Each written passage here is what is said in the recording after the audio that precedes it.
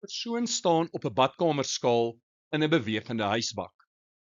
Watter een van die volgende bewegings van die huisbak sal die kleinste lesing op die skaal tot gevolg hê? A. Die huisbak versnel opwaarts. B. Die huisbak versnel afwaarts.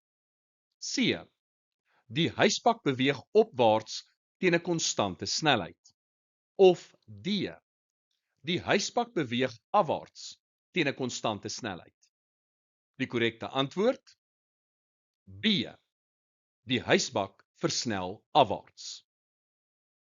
Die normaalkrag is 'n aanduiding van die lesing op die badkamerskaal.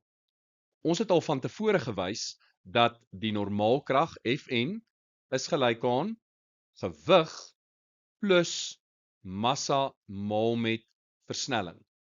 As ons dus 'n laer waarde vir Fn wil hê, moet ons 'n negatiewe waarde vir Ma hê en gevolglik wil ons 'n negatiewe versnelling hê.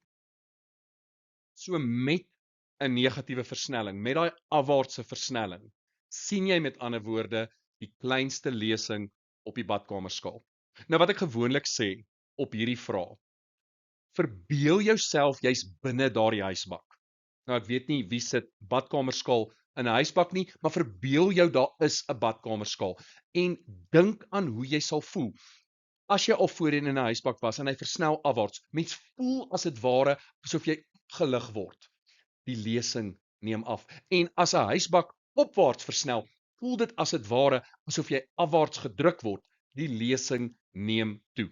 So my raad aan jou, as jy dit nog nie eerstens beleef het nie, gaan na jou naaste inkopiesentrum, klim in 'n huisbak en doen 'n paar op en af ritte en probeer net meer jouself te vereenselwig met die werking van 'n huisbak.